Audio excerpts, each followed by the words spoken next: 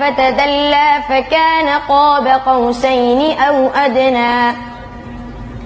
فأوحى إلى عبده ما أوحى ما كذب الفؤاد ما رأى أفتمارونه على ما يرى ولقد رآه نزلة أخرى